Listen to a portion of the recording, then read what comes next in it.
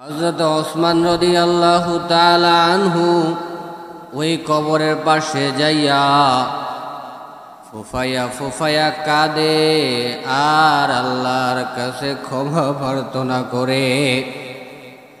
সাহাবায়ে কেরাম হযরত ওসমান রাদিয়াল্লাহু তাআলা আনহুকে প্রশ্ন করে, ও ভাই ওসমান,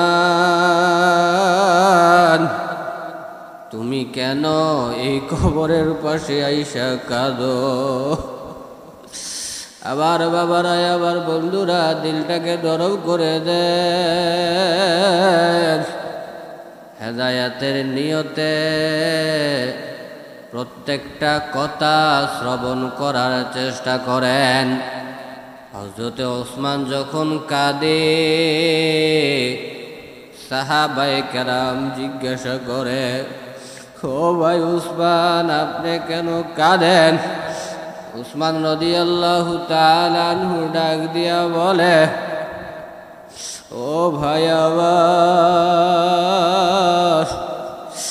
এই কবর হলো আমার প্রথম ঘাঁটি।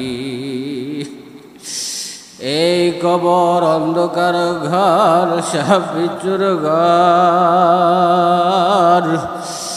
যে ঘরের মধ্যে সাথী নাই, বাতি নাই, পোকা মাকড়ের ঘর। এই ঘরের মধ্যে যদি, এই গাঠির মধ্যে যদি আমি ওসমান আটকা পড়ে যাই, তাহলে তো আমার উপায় নাই। আর এই ঘরের মধ্যে যদি আমি সঠিক জবাব দিতে পারি, তাহলে হয়তো আল্লাহ আমার প্রতি রহম করবেন।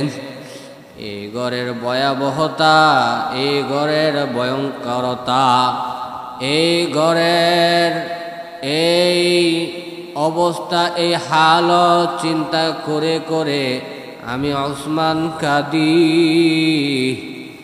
এই ঘরের কথা স্মরণ করে করে, এই ঘরের কথা যখন স্মরণ করি, আমি নিজেকে ঠিক রাখতে পারি না। এ বাবা, এ বন্ধু, আজকে মরলে কালকে 2 দিন। হযরতে ওসমান জান্নাতের সার্টিফিকেট পাইয়াও যদি কবরের ভয়ে কাঁদতে পারে, আমি আর তুমি তো কিছুই না। হে বাবা, কবরে যাওয়ার আগে কবরের সামানটা তৈরি করে নাও। কবরে যাওয়ার পর 3টা প্রশ্ন করা হবে, মার রব্বুকা ওয়া মান দীনুকা ওয়া মান নাবিয়ুকা। এরে বাবা, দুনিয়াতে থাকা অবস্থায় যারা ঈমান আমল ঠিক থাকবে, যার ঈমান ঠিক থাকবে, যারা আমল ঠিক থাকবে, ইন্নাল্লাযীনা আমানু ওয়া আমিলুস সলিহাত। শুধু ঈমান আনলে হবে না, ঈমান আনার পর যারা আমল করবে, আমলে সলিহা করবে, তারা এই প্রশ্নের জবাব দিতে পারবে।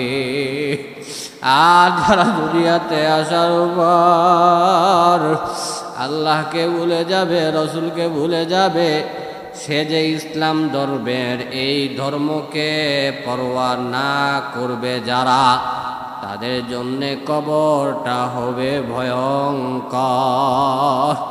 এ বাবা, এ বন্ধু, দুনিয়াতে থাকা অবস্থায় তুমি যে পরিবারের জন্য সুদ খাইলা, ঘুষ খাইলা, যে স্ত্রী সন্তানের জন্যে অবৈধ পথে টাকা উপার্জন করলা, এই সন্তান, এই স্ত্রী, কেউ তোমার গুনার বোঝা নিবে না।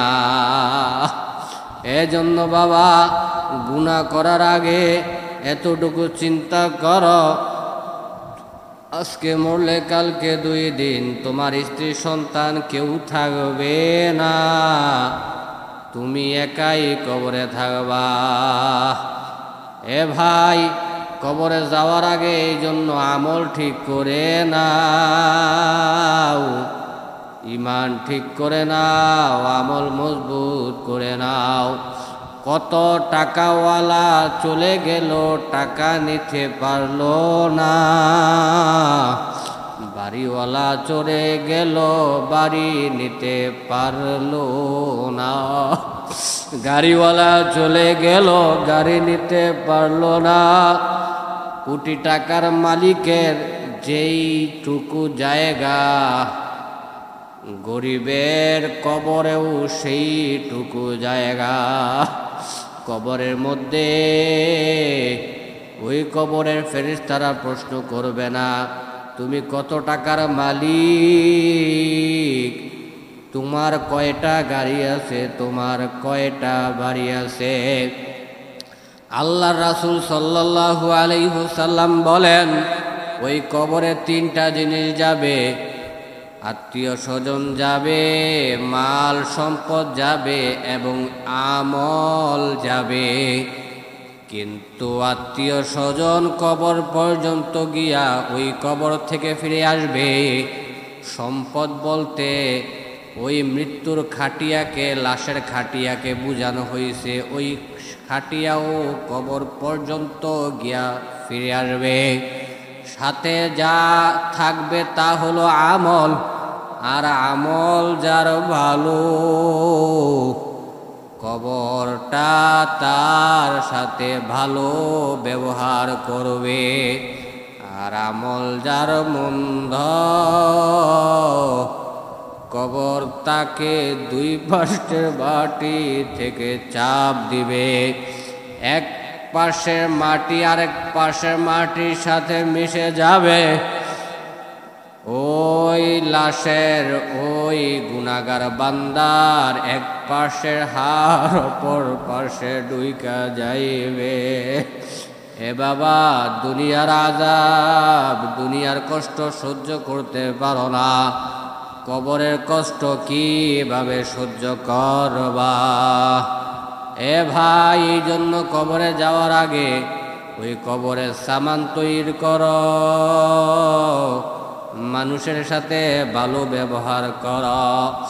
এমন জীবন করিও গঠন, মরিলে হাসিবে তুমি, কাঁদিবে ভুবন।